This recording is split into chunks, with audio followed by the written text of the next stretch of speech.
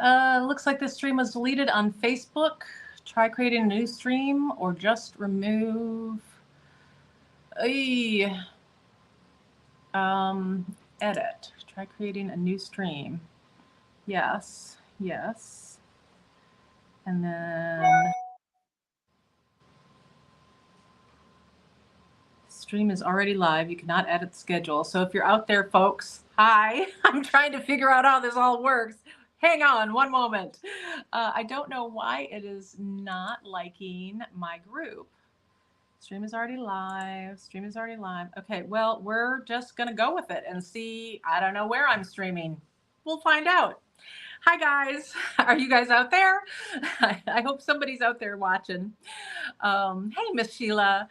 Yay. So we've got some comments that tell me that I'm at least live somewhere. Oh, yay. You guys are on YouTube, which is awesome. This is the first time I'm doing a live stream on YouTube. And hey, Miss Dagmar and Lisa's here. I'm so glad you guys are joining us. I'm so excited to do today's live. I haven't really done this kind of thing in a really long time, where I've done a live stream on multiple channels and had a guest come in and this whole kind of thing that is old hat now for most of the people who do video kind of classes. But I've kind of taken a pause from that kind of stuff for the last 2 years. I'm finally getting back up and running with all of it. And so this is kind of our inaugural event. We're going to see how this all works and see if I can figure out the technology behind it. Oh gosh, we've got Florida and Oregon and Germany and Miami. Oh, we've got South Africa. Hi, Anita. I am so excited to see all you guys. Look at everybody. We've got tons and tons of people. We even have Poland here. Did you know that I am a quarter Polish? My grandfather on my mother's side actually immigrated from Poland. Our family name was Grocik. And when he moved to the United States, they changed it to Gray, which is so boring. All right, so today's topic is the fabulous Jazzy Flowers necklace. I got it right this time, Chloe. I've been calling it Jazzy Stars periodically instead of Jazzy Flowers. So at least I remember that it is actually a Jazzy flower, but it kind of is star-like too. Chloe and I have worked together for, I'm going to say, almost 10 years now. Maybe not quite that long. Maybe more like 7 or 8. Anyway, Chloe is a fantastic designer. She's a former editor of Bead magazine in the UK. She does really vibrant, fun projects, and I just don't even know how else to describe them. Her design style is just exuberant, is a really great word for it. And so we have decided to start doing some collaborations. And so I want to bring Chloe in because you guys have to meet her. Here is our fabulous Chloe. What an introduction. Thanks, Jill. Well, thank you so much for doing this. It's a lot of fun to work together in another way. We've been working together on marketing stuff for years. We've done a trip to the Czech Republic together. Yay. And Yay. Hopefully doing another one next year if we can ever get the hotel to nail down dates. So yeah, Chloe and I just have a really close friendship, which is amazing considering that she's in the UK and I'm here in the US. And so I just want to make sure that people know what an incredible array of projects she has and how fun they are. And so this is kind of our first dive into that.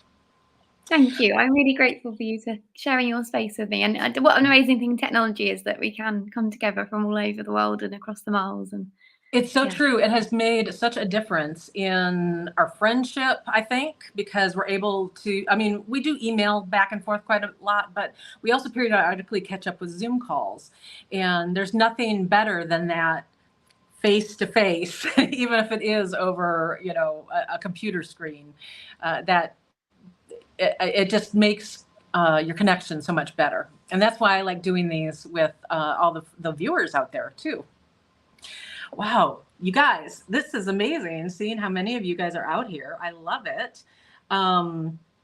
and we've got Kateri. I wish that you had been on the trip that Chloe was on, because I know you two would have gotten along like gangbusters. Oh goodness.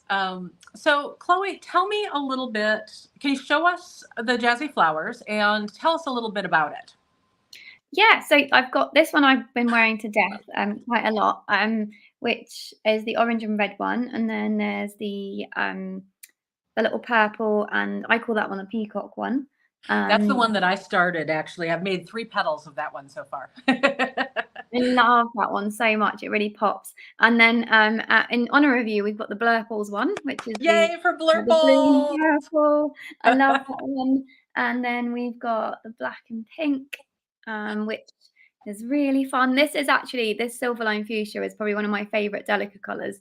And I'm really waiting for them to make a galvanized Duracoat version of that, because that one makes me That would really be happy. amazing, yeah. And I don't know where it came from. I needed to come up with a project, and it just sometimes, and you know this as a designer, sometimes you can spend hours backwards and forwards ripping stuff apart and finally get somewhere. And sometimes the beads just come together under your fingertips and you've come up with a design without feeling like you really tried. And this was one of those times, but it was loosely based on this one, which is my star flower. Ah. This one's looking rather sad because it's very old and it's been worn a lot. That's actually the Silverline Fuchsia, but this is about 15 years old, and I wore it like every day for about 10 years, and it's been handled in classes and everything else. But it was kind of loosely based on that. It's the same kind of brick stitch petal idea, but smaller. And then I just like the idea that you could pull them all together. And what I still want to make, and I will do one day, is a humongous one, like a big kind of bib statement style necklace, which I think would look really Ooh. cool. But the best thing is they're so lightweight that you can have loads of them. And I found in the recent years that I used to wear massive necklaces, and I still do occasionally.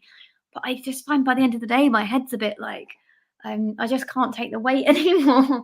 And I like this one because I can just wear that all day and don't really notice I've got it on, which is really nice. For sure. Well, But yeah, and one of the things that I really noticed about the difference between your inspiration piece and the Jazzy is that the inspiration piece was a flat petal, and the Jazzy petals have this delicious curve to them. And let me see, I don't know if this is going to show up at all, but you can kind of see that it's got this. There we go. You can see the curve on that. Did you know that that was going to happen, or was that a happy accident? yeah, so I've done quite a few kind of petally, like this one has got a curve, but it's got a very slight one at the edges, and Okay. then the rest of it comes from gathering the petals. Whereas that one, when you pass around the edge of a delica, if you've done that kind of brick stitch shape, it does naturally pull it in, and you can really play with the shaping on it. And so I enjoyed that with that, but you can adjust it by how hard you pull it in as well, which was really fun.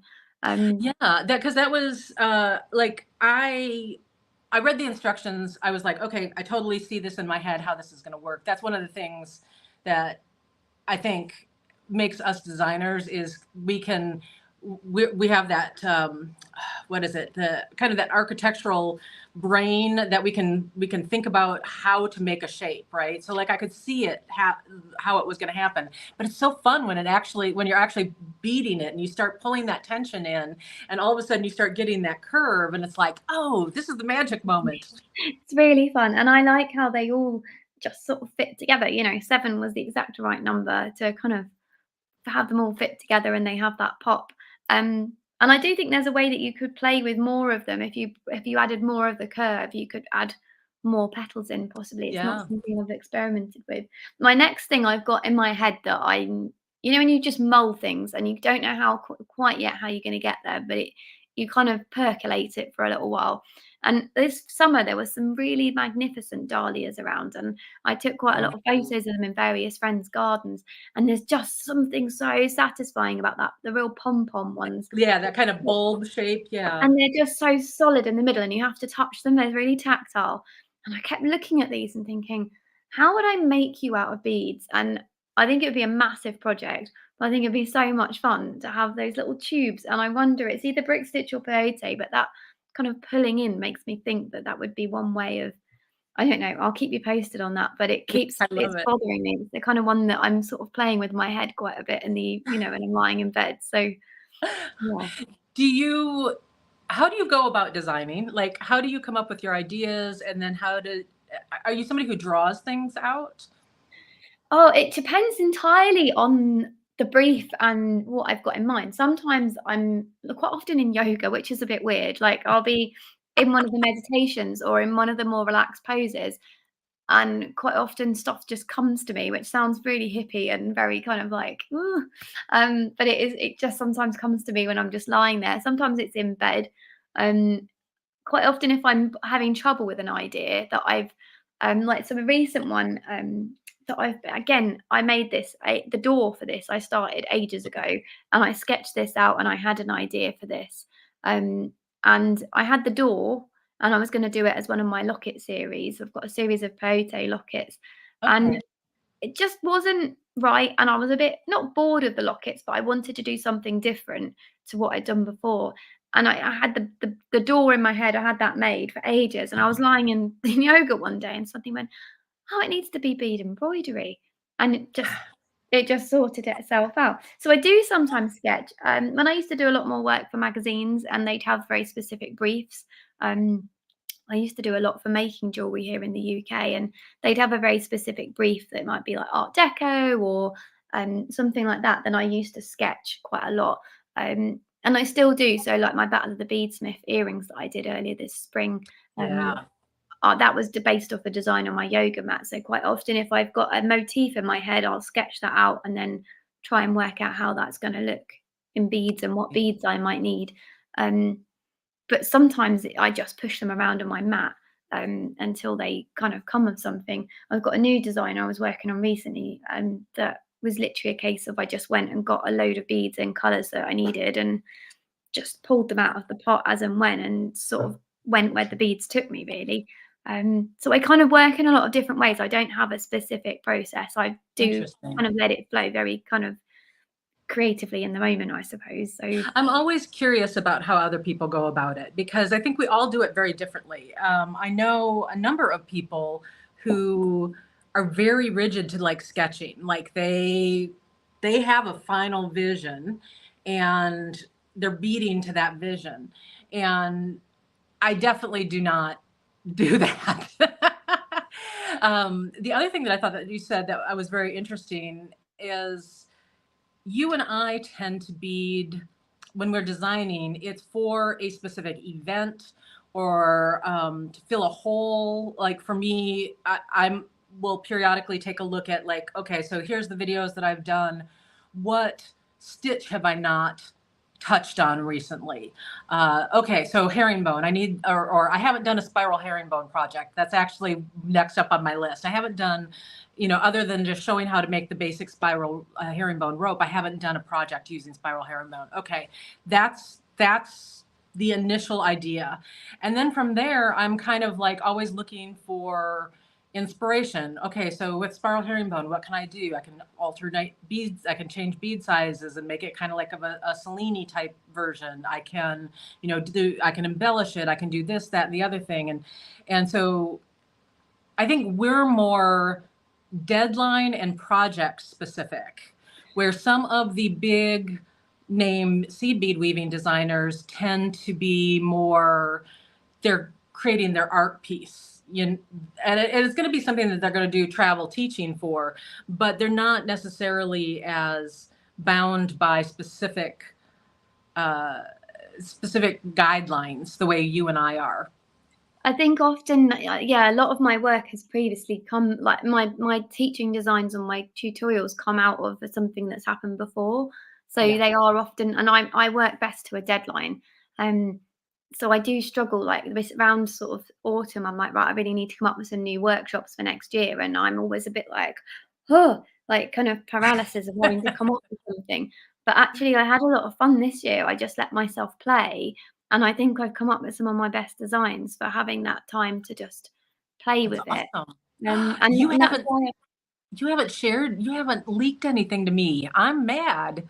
Well, one of them one of them's this one, I so love it. you have seen that one. I can give you a peek of another one if I can just reach Oh, it. love I peas. haven't actually shared this with anybody yet. I don't know whether it's gonna be, We get a um world exclusive.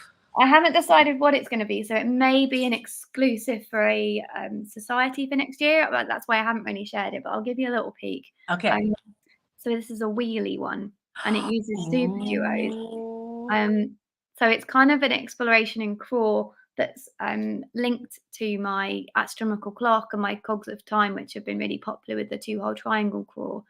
So it yeah. kind of takes that to a whole nother level. But I haven't figured out where it's going to be yet. So you can have a very sneaky peek. I'll probably get into trouble now. Yay. But, Well, thank you very much for giving us the sneak peek. But by the way, I just want to mention Wendy had mentioned how our tops coordinated. You know, what can we say? We both like hot pink. I got this in a thrift store in the summer, and I put it on the other day for a meeting, and in the daylight, it exactly matches my boxes, and I was Oh like, my gosh. "Well, I've literally bought my brown colour top." Yeah, I know how that is. Yeah, the process of designing is always so interesting. I also work best to a deadline for sure. But one of my favorite design things that I ever did was designing for my book. And the reason for that was all I had for the book was a topic. And so as I was trying to figure out, okay, what's going to go in the book, there was this whole sequential process that happened. So the first thing I did was draft an outline of, okay, what techniques am I going to use? And then I created a visual. I spent probably a good week on Pinterest, on various websites, looking at fine jewelry, because that's one of the things I love to do is take a technique, something I see in fine jewelry, and try to recreate it in bead Yeah, weaving. me too. That is my, that, like, if I had to specialize in one thing, that would be it. And so I created like this big visual map, and then I was looking at it going, okay, so if I want to create this effect, which of these stitches is going to be flexible enough, which, how would I make that work?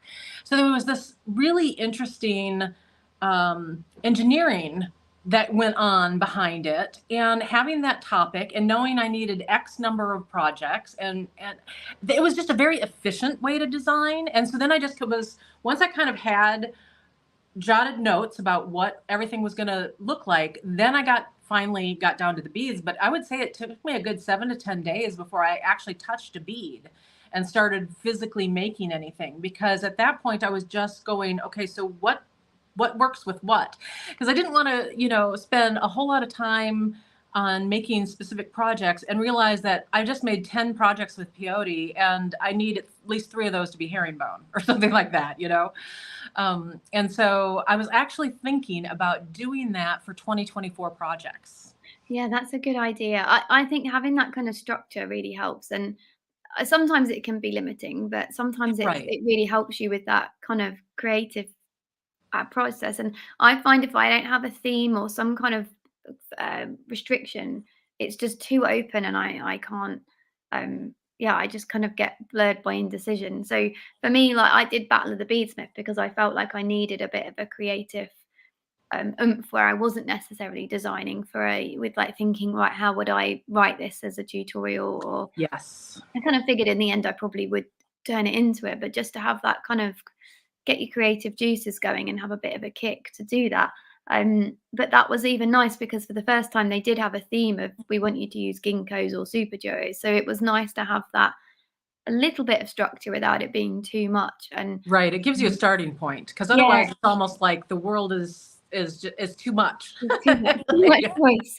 Yeah, and you can just where do I start? And but it's just handy if sometimes I've had something kind of going around my brain for a bit, that I kind of want to do. I have got a list of ideas that I do tend to jot down of like rough ideas. And if I'm stuck for a project or someone says, "Oh, I need a project from you for this, can you pull something out?" Or, "Oh, I need workshops for next year." I have got a little list of ideas, and sometimes I come back to them and go, "Well, actually, that's not been going to work." Or like I had another one for a Cinderella carriage, and then bless her, Stephanie Burnham kind of bust out this amazing Cinderella carriage. It was literally out of my head, and I was like, huh. So it's kind of nice to have Right. kind of like lists of things to refer to, but yeah, it's kind of a working progress, I suppose. Yeah, my only problem with jotting down ideas like that is that I actually, because I've done that for years and years as things pop up in my head, um, because I've just been so busy, a lot of those things never actually were made.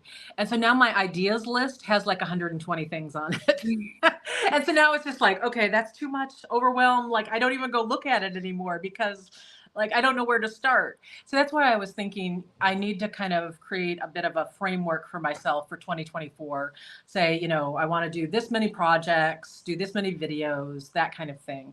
No, Uh, that sounds like a good kind of like a kind of key thing to kind of a breakdown to work towards. I can't think what the name is. I've been working with this amazing business mentor, and she's given me this sheet, and I can't remember what it's called, but it is basically like a goal, and then you break it down. It sounds exactly like yeah. that. It just gives you something manageable to work towards without the overwhelm kind of kicking in.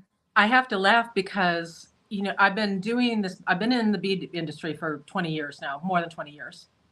And it's been 10 years. So actually, this is one of the reasons why Chloe and I are doing this live and doing this collaboration. It was because I asked her to participate in the 10th anniversary of my YouTube channel, which was last week, last Wednesday, which just blows my mind because honestly, that YouTube channel changed my life. And so where was I going with that? I don't even know where I was going with that. I just totally went off on a tangent. But the YouTube channel has just been such a huge change in my world. And prior to YouTube, I was doing travel teaching. And so I had to have like, you know, 5 to 10 big, very elaborate projects. And while I can do those, they take a lot more mental effort and even physical effort because there's a lot more beading involved in each particular one. And you're constantly second guessing yourself. Well, is this worth a bead store bringing me across the country to teach, you know, for an entire weekend? Is this the level of the project? Have I hit it? And YouTube freed me from that. Now I'm able to create the designs that I'm much happier with, which are things that you're going to wear in your everyday life. That's one of the things I love about your style is because it's definitely something that you're not it's not too elaborate and over the top that you're not going to wear it to the grocery store. That's always my running thing. Am I willing to wear this to the grocery store? I really like wearable stuff, and there was a lovely lady called Helen who used to buy a lot of my patterns. Sadly, she died a few years ago, but she used to make even my kind of big elaborate pieces that I went through a phase of doing really sparkly pieces. She still used to wear them to work and things like that, and I did to an extent as well. But I like pieces that are wearable, that are light, and that you can. I'm quite a lazy beader, so I like component based Yes. pieces that you. I'm not a ropes fan. I love your ropes. I'm in on awe of ropes, but I get bored way too quickly. And so I like components because you can do as much or as little as you like. And so with all of my patterns, um, I always kind of give you different options of what you can do with them. So you could turn them into just earrings, or you can link them together for a necklace or a statement ring or a single pendant. Because some people don't like all the fuss of a big necklace, they are just more into just a small pendant.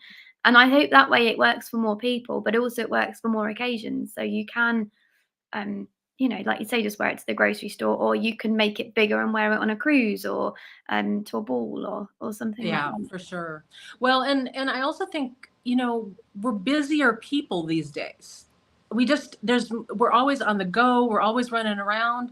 And so even though bead weavers in general tend to be on the upper end of the age spectrum, which I'm there now, and, there's always stuff going on. And so having a smaller project that you can complete in a week as opposed to something that you're going to be beading on for the next month every night or every weekend. There's a lot to be said for that. There's that satisfaction of a finished object. And so I keep that in mind all the time when I'm designing too. Yeah, I think in some way it's funny, I was having this conversation with someone the other day, I think it might have been on my bead group, because I guess I don't do a lot of projects that myself like that. I've taken a few classes with other designers, and they're the kind of ones where you're working on them on for weeks or months, but none of mine are like that. I think I do think a lot of my projects look simpler than they are, and it's only when Yeah. you do them you're like, "Oh, actually, this is quite clever. This is quite complicated," so which is sometimes a bit of a downer on myself, because I think people don't book or something thinking it's quite easy when actually it's a really nice challenge.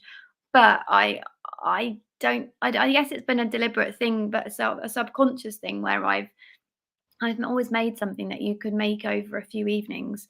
I mean, this one is a deceptive because I think each petal takes me about 20 minutes, and then you've got a few Yeah. thread. So I think each flower is probably 3. I only made 3 petals the other night. I'm quite a slow beader, and I think each flower takes me about 4 hours, Yeah.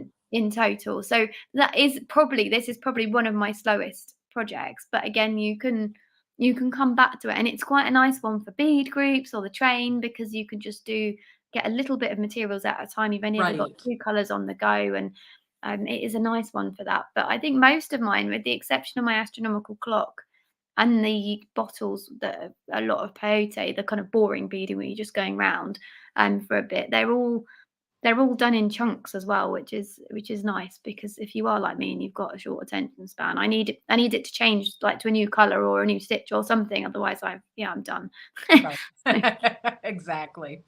Well, and that's definitely something that the whole component-based thing I love. One of the things that I had planned for this anniversary month, of course, I had all these plans that I just, unfortunately, I only gave myself like I had this brilliant brainstorm, but it was like 7 weeks, I think, before the anniversary. And so I didn't give myself enough time to get all of these plans in place. So we're just going to celebrate the 10-year anniversary all year. That's what I've decided. we've Uh, managed a lot this month, though, I think. we've definitely managed a lot. But one of the things that I'm going to do is I still have these old teaching projects sitting around that I don't do the travel teaching anymore, except when I go on my international trips to the Czech Republic, or we're tentatively planning one to China and Hong Kong in either late 2024 or early 2025. Those are really the only times I do travel teaching anymore. And so I've got all these fabulous old teaching projects that are just not being utilized. So I am going to bring those out as classes.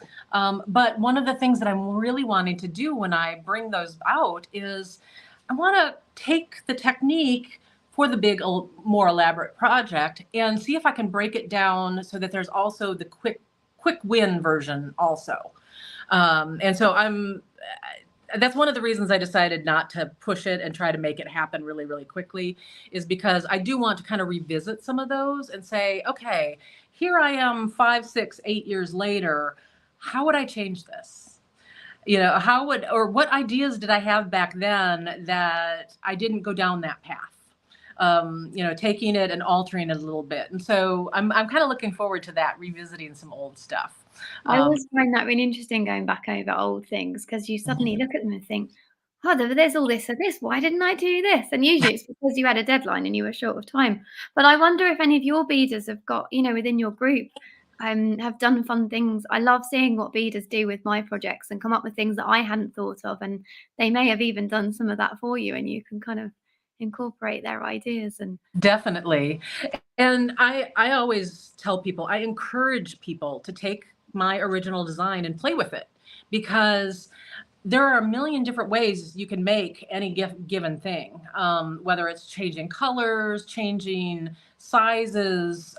You can take a technique that I did a necklace for and maybe turn it into a bracelet, or alter it and make it into earrings. And I don't have time to sit with a single design and make all those variations that I have in my head as I'm working along. So I count on you guys to go do that. So some people I think are in. I've known some designers who are offended if you change their design. I am so not that way, because I look at what I'm doing as a jumping off point for you guys. You can either take it and do it exactly the way I did it, or take it and run with it. And my job is to enable people to run. So Absolutely. I've been getting more and more questions about that recently, and I've heard about other designers who are very kind of like you say, find it a bit offensive if you kind of change their initial idea. I've always been one of those people who find it feeling I'm incapable of following a pattern to the T. Like I just can't. I don't know how to. So I don't expect other people who've got that creative streak to do the same. And like you say, people come up with stuff that I'd never even thought of, or it got yes. too close to deadline and I just couldn't. Your brain starts I don't know about you, but my brain goes crazy right before the deadline, and I come up with all these amazing ideas and I can see the design unfolding, but I have no time to then kind of do them, and then by the time that's finished I'm on to the next thing. And so it's really lovely that people come up with these amazing ideas, and often things I hadn't thought of. And like you say, that's the whole purpose. So that's my whole point of being, is to kind of enable other people's creativity. So it's so nice when people share those ideas with you. Oh, definitely. And speaking of groups, I didn't make a little banner, but both Chloe and I have groups on Facebook. And so if you are a Facebook person, Jill Wiseman Designs Beaders is the name of my group. And Chloe's, yours is called Pinkhot Beaders with Chloe Menage, or Pinkhot Beading with Chloe Menage. I think I should know that, shouldn't I? You sound like me. I'm like, wait, what is it called? Huh? Yeah. Pinkhot So, Beading with Chloe Menage. It's because I have a Zoom group which meet every other Thursday, just a really small, informal session, and that's Pinkhot Beaders, and that's why I'm getting confused. So okay. Gotcha. Yeah. You do a really good job of creating community among your beaters, which I love. I love that you do your regular get-togethers. You're doing those via Zoom, or is it in person? yeah, they're via Zoom, and do you know what? It was something that I didn't appreciate, that I knew it was important, but I hadn't necessarily put it into words. And again, I mentioned this mentoring I've been having, and she was the one that said to me, "You obviously really love this sense of community, so do more of that." And I've been really thinking of ways that I can bring that in more. So I'm trying to make my group more active. But the Zoom group, I used to meet here in person. I had a kind of fairly, 5 or 6 to 10 regular people who came every 2 weeks to my home, and I had my studio all set up here. And then lockdown happened, and I was like, oh, so I just switched it on to Zoom very, very quickly, actually. And instead of charging like I used to here for like the tea and coffee, I just made it free, and it was a real lifeline for quite a few other people who came along and needed that in lockdown. People living alone or isolating. And for me, I didn't realize initially that it was such a lifeline for me, and it really has been. We've kind of laughed together, cried together, beaded together, talked about nothing to do with beading together, and we were just a really informal group. I've kept it free. We meet every 2 weeks, and you can, if you were interested in coming, you can find the information on my website. But it's just a really lovely group. We just are all really supportive. It's a really safe space, and it's just absolutely become a lifeline. And now I count some of those people as my dearest friends. It's been That's wonderful. It reminds me of back in my very, very early days of beading. We had a local bead store here in Austin called Nomadic Notions, and that's where I learned how to bead. That was the very first bead store I ever walked into. So I took all their classes, learned how to bead there, learned how to become a teacher there once I quit my day job, and I started working part-time at Nomadic Notions. And so I was behind the counter, but then I was also doing teaching. They're the ones who kind of shoved me into teaching because I was terrified of it. And one of the things that they did there was a group who were the class regulars, and it was about 8 or 10 people. And we had open beading on Thursdays in the store. And so they would just come, they'd show up at 10 o'clock when the store opened, and they'd park themselves down at the big table in the center there. And they would just sit there and chit chat and bead all day long. And I would sometimes join them. And it was really, really, one of the things I always say about beading is half of the joy of beading is not about the beads. It's about the people. And it's about it's about those connections that you make through beading. And, you know, we have had to figure out different ways to make that happen. And so video and these live streams and doing things like the Zoom get-togethers, that's our new normal. But we figured out a way to still make that happen, because, you know, you're calling it a lifeline. In some cases, it can literally be a lifeline. There are people out there who the getting together with other beaders and just being able to just kind of sit there and absorb what's going on around them, even if they're not necessarily participating, that makes them feel normal again. It's Absolutely. therapy. It is Yeah. absolutely therapy. And I've had people talk to me about that. There was a woman who used to come to all my classes when I taught at Nomadic Notions. And she was very quiet. She would sit at the back. She wouldn't say a lot. And if you know me, my classes were pretty boisterous. We're always laughing and talking and, you know, chit-chatting. And I would always think to myself at the end of the class, I was like, is she having a good time? I mean, are we too much for her? Is she okay? Do I need to pay more attention to her? Like, I worried about it. And then I thought, finally decided, well, she wouldn't keep coming back if, you know, she didn't like the classes. So one day, kind of towards the end, right before I left teaching there, she kind of pulled me aside and she said, I just wanted you to know that when I first started coming to classes, I had just lost my husband. And she says, and that was like my first venture out of the house after losing him, because I was so, you know, paralyzed by grief that I couldn't even leave the house. And so coming to your class was like me forcing myself out. And she said, and it was so important for my healing to be able to come to these classes, enjoy everybody else, all the laughing and all the talking and stuff, but not feeling pressured to be happy and laughing and doing all that. And she says, and so she says, you helped me grieve and move forward. And I just thought, wow, that is so powerful. And you don't know that you're making that impact on people. Yeah, no, it's an amazing story, and I can relate. I've had several of my own, and similar with ladies that sit more quietly in the classes, and you worry that, you know, was that right? Were they kind of not happy? Did they not enjoy it? And then you get the most effusive emails afterwards, and people just have their own ways. And I love that about the classes in Zoom and in person, where people are able to just come and, you know, even some, you know, I had it a lot in lockdown, people didn't put their cameras on, and that's okay. Like, if that's how you need to be. But yeah, I just found that the groups, I love in-person teaching. There's something really special about that. It's so much easier to be able to go around and say to someone, no, you want to go through that bead, you know. But equally, Zoom's got so many benefits, like for people who can't leave their house, who have mobility difficulties, or just, you know, can't afford to go and take a class where they've got to then pay for accommodation and transport. And it opens it up, it makes it so much more accessible for so many more people.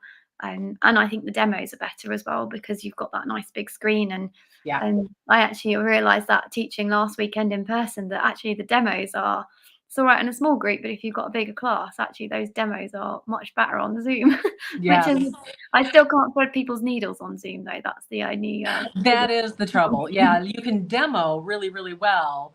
And that's one of the reasons I started the YouTube channel, honestly. It was because I realized that being able to do that top-down camera directly over my work surface, zoom in really nicely, that was going to be like the perfect teaching experience for my students. But the downside is, you're right, I can't, if you have a problem, I can't pick up your piece, look at it, kind of pull back, see where the thread path is, figure out where you went wrong. And so that's the part that I miss about teaching in person is what I used to call forensic beading. Yeah, before they go too far and they've then got to rip everything out. Yeah, absolutely. For sure. And we've had a question, somebody asking for our website addresses. Yes, I can take care of that. Da-da-da-da-da. Like magic. I've been so busy talking, I haven't been scrolling these. So this is Chloe's website. She has got tons of patterns. Do you have some kits also? I have a few kits, yeah, but mainly patterns, digital and print as well. and my I virtual glasses. didn't prepare you for this, but do you have any of your samples within reach? Like maybe your locket or something? Because I didn't Got a prepare you for show few. and tell. What have I got? Let me have a look. No, I wasn't organised because I was away this week. Oh, hang on. I have these because I haven't unpacked basically from the weekend. Oh, okay. Let's see what's in here. How often do you teach in person these days? That was the first time in a year. Wow. I know. I had some in May that were cancelled. We've struggled in the UK to get people back in classes, I think. So Yeah. I've got a few at some groups in the new year, which I'm looking forward to. But other than that, I'm still very much on Zoom. What would you like to see? My lockets? Yes, because your lockets are so beautiful, and I love the story behind it. Look at her. She's got all of her samples there. It's so beautiful. My lockets are MIA, I think, because so show me anything else. I'm doing a virtual class on those next year, and I think I took them all in to photograph them and then haven't put them back out. I've got my cacti. These guys are really popular. They're really fun. Oh, yes. I love the whimsy of it. I just love quirky and silly. Like, I don't know if I'd wear that, like they're just fun. There's key rings. What else do we like? Oh, I got these guys are a kit and a pattern, and these are really, really fun. These are quite popular. These were originally created for Starman years ago. Oh, I like that. Lovely. So that uses the 2-hole crescents, and they're just really fun. So I enjoy those. Those are good fun. That's my crescent mandalas. What else do you fancy? Potluck something. Oh, these are really good. These are what I'm wearing, and I love these. These are my. Oh, hang on. I'll put that down before I drop it. My blooming earrings. Ooh, yes, I love those. Those are those 2-hole daggers or 1-hole daggers? You could do it with both. Okay. Which is what's really fun. But I've got those in about 5 different colours, and I just wear them every day. I've got them to go with every colour, every outfit. Love those. I'm gonna have to make some of those because I like that. And I'll show you my clock. So these are some of my classes that I teach online. This is my astronomical clock, which is 2-hole crawl. I love that. That spins all the way. And this came up when we went to the Czech Republic. And unfortunately, the clock was under maintenance, wasn't it, when we went? It was. But I just kind of loved the idea. And I was like, oh, I wonder if I could make that in beads. And I found these clocks when we were having the one of the trunk sales one evening. And that was all your fault, basically, that one. I'll take it. So tell us about the classes that you teach online. So I try to teach usually a couple of times a month. I wish I could do more, but there's just not enough hours and weekends. And I've got. Plus, you have a young daughter. Yeah, because I've got a small child, and my husband gets grumpy if I take up too many weekends. I was teaching a lot more during lockdown. I was doing evenings, and it was fantastic, but it was too much for me. I think with kind of daily regular life as well. So I've scaled it back slightly. But yeah, I teach on Zoom. They're usually on a Sunday. I've got a few different time zones in for next year. I've put in a few Australian sort of time zones, British and American. But they're usually, for me, a Sunday evening. And I like to do them in 2 parts because I think it just breaks it down a bit. I think sometimes 5 or 6 hours at a go is too much. And so I tend to do them as 2-part classes of 2.5 hours. I've got a few in there that are full day classes, but they're the projects that are broken more down and make it easier to do in a day. Whereas something like the clock, it's nice to have that beading time in between. Exactly. When I taught locally at Nomadic Notions, we used to do that. I had never taught in a 6-hour stretch until I started doing the travel teaching. Here in Austin, what we would do is you do an evening class, either 2 or 2.5 hours. You'd send them home. They'd have beading homework to kind of get them to the next major moment in your project. And then you'd have the second class where you tackle from there forward, and a week later. And so all my teaching, or when I was creating projects, it was around that kind of breakup. And so once I transitioned to teaching at the national shows and doing the travel teaching, I had to completely change the way I designed my projects and teach them, because now all of a sudden I just had one 6-hour stretch. That was it. And and they have to be off on their own, and they're either going to get it or they're not. So it's funny how that whole splitting up a class can really make a very effective teaching program.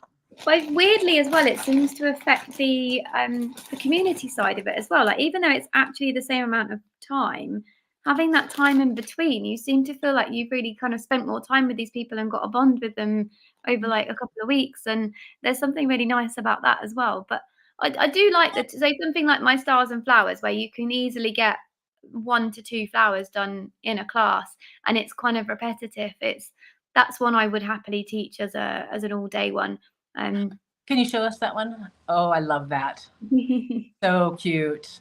So that one will be coming to Zoom as well. I just need to sort the dates out for that, but that will be there next year. But like astronomical clock, anything with a lot of kind of beading, it's nice to have that time to catch up, particularly if, like me, you're a slower beader.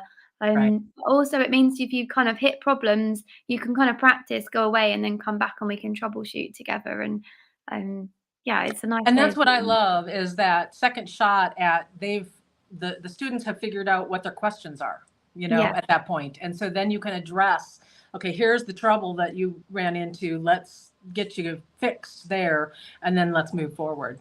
Absolutely. And I've started putting on, I haven't taught them yet, but starting later in December this year, I've started putting on these kapow UFO busting sessions to kind of give people a chance, if they've hit a snag and they've, you know, when you kind of like, oh, I can't do this, I'm just going to park it in a box somewhere, or you just get busy with other things and then it's just sitting there taunting you in a box. I've kind of introduced a few sessions where you can come with any project of mine that you've been working on, or you've got stuck, or you just sometimes need that booked in session to get it done. I'm like that with my yoga. If it's not booked, I won't do it. You know, just sometimes projects become big in your head than they need to be. And so it's just an opportunity so we can all come together. I'll have my demos up. So if you need to see something again, or you're just stuck with colors or whatever it is, I've put those in to just try and help people kind of get those things finished rather than having them languishing in boxes. Yeah, I love that. I want to circle back around for just a second to the Jazzy Stars. See, there I go again. See, I put, oops, there it is. I put Jazzy Stars on the kit covers instead of Jazzy Flowers. Amazing. Yes. I'll fix that after this so that when we're remaking them, it'll have the right name on it. But I did want to point out to people that so the gorgeous Jazzy Flowers. So the pattern, the design, all of the inspiration and everything comes from Chloe. She writes excellent instructions. That's actually one of the reasons why I was willing to do this. I'm very picky about who I will partner with, because there are some bad pattern writers out there. I feel like it's high praise if you're like, because I know how particular you are with your patterns. Exactly. That is real high praise. Thank you. Yeah, so I've worked on a couple of your projects now, and I'm like, okay, they're followable. You've got great illustrations, and so you do have to read all the words, which is kind of a bummer, but you know.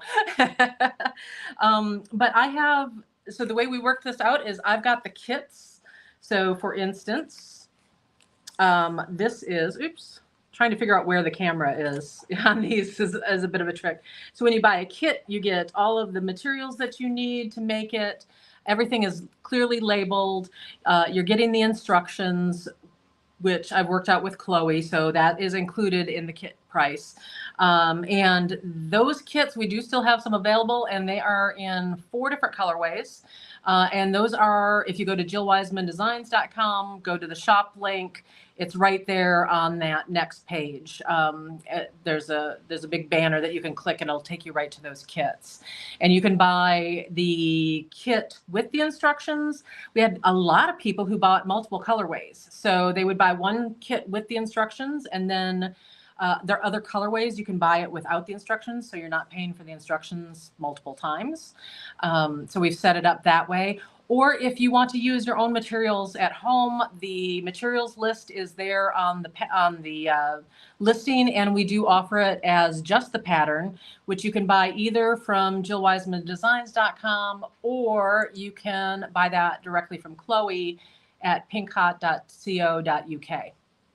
And that's also where they would go to sign up for any of your Zoom classes too, right? Yeah, absolutely. Everything's on my Awesome. website. I do have an Etsy, which has got some of my patterns, but if you want everything, it's all on the website. It's a much better place to go. And we have a lot of YouTube viewers here today. You also are on YouTube, yes? Yes, not to the same level as you, but I'm trying. Yeah, I've got a few free patterns on there, but I use it a lot as a hosting platform, so they may not look like there's much on there, but when you start buying my patterns and workshops, I have extra videos that you get as part of the tutorials of them. Not all Yeah. of them, but it's just an extra kind of like, particularly like some of my more complicated workshops. You've got videos you can watch again if you kind of for the difficult techniques and things. So That's what I'm going to do with my teaching projects that I'm going to bring back out into the world. Is that's going to be private access, that when you buy that class experience, you're going to get those private videos demonstrating all that along with the kit and all of that. So I'm glad that we have YouTube to help us host that. Okay, so let's see. What else do we have? Do we need to talk about? Debbie's just asked if we have pictures in the pattern as well. And I'm sure I left, see, I've been away and now I can't find anything, but I'm sure I left an example of mine. Have you got a pattern there, Jill? Unfortunately, it's on my desk in my office and I'm in the film studio. I meant to grab it. So she's got multiple colorways, so pictures of the finished project, including some that we did not kit. So we've got one exclusive, the blurples. That is a brand new one that she made just for me because I love blurples so much. She has some neutral ones too. So there was kind of a bronzy gold one that was really pretty, like super wearable.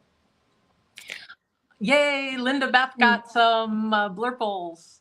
This one's got a few annotated notes on it, but just to kind of, so not all my patterns are the same, but you'll get a variety. So sometimes there's a photograph, sometimes there's a diagram, sometimes you've got both on there. Just depends on the pattern really, but I try to illustrate most, if not all steps. Sometimes you've just got the charts. So yeah, you've got a bit of a variety in there, but I tend to change up the patterns depending on what that particular pattern needs. Yeah, that's something that I have definitely started doing, is combining photos and illustrations, because sometimes one shows better than the other. You know, sometimes the photo is more illustrative of what needs to happen, or would be really too complicated to draw. Yeah, I get past the basic core and then I'm like, nope, it's a photo. Yeah, exactly. My brain doesn't. Yeah, it doesn't work in that three-dimensional, you know, trying to draw that out. Yeah, there are some things that I'm just like, I can't even figure out how to teach that. So that's just going to be a private Jill thing. So funny. So what do you have coming up next? So next, I'm planning on releasing the rest of my classes for what year is it next year? 2024. 2024.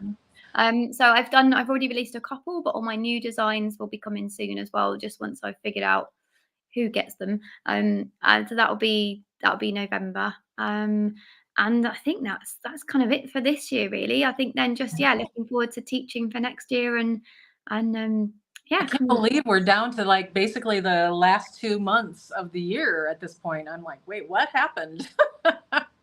Yeah, and November is going to be a big month for Jill Wiseman Designs.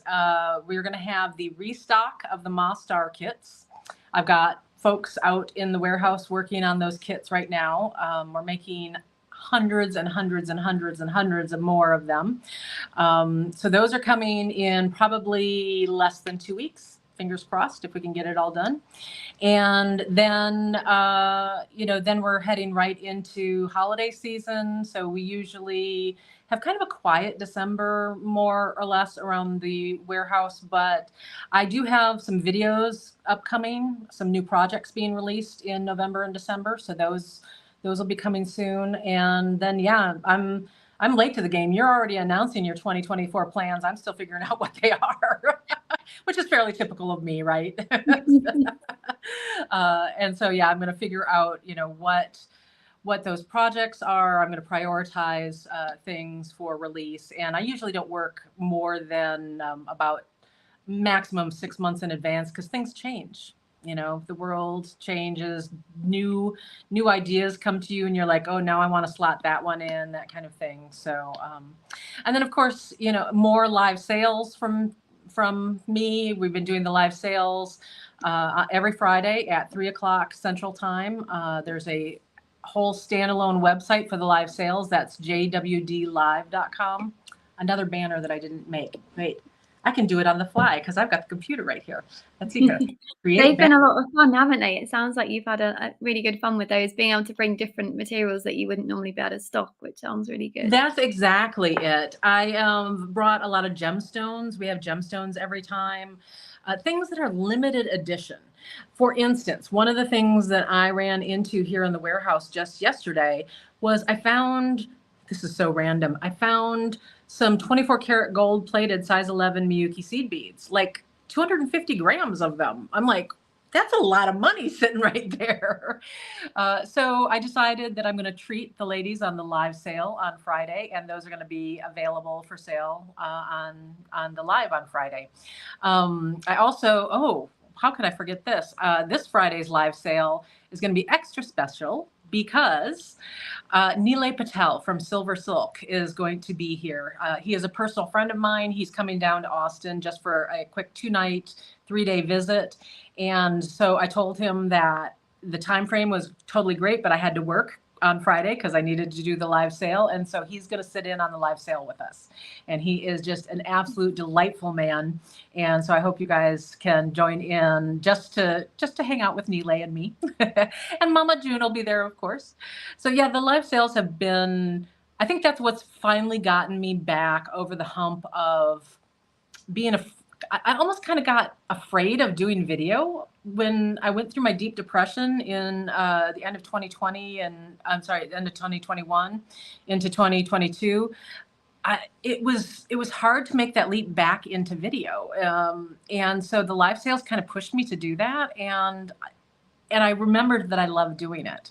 So that's been a side benefit. Oh, that's very, so very good. fun.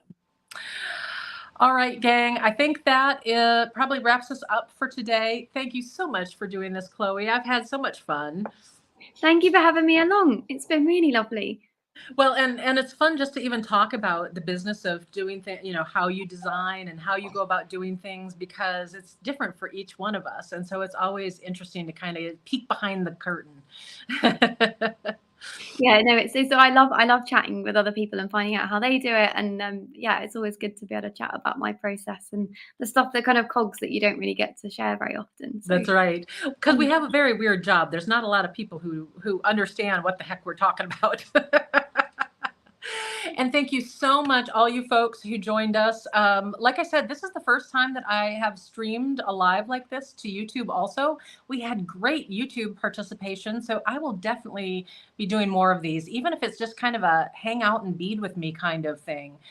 So look for some of that coming up. I just need to figure out where to slot it in then on the schedule. But I was super nervous about doing this beforehand. Not gonna lie.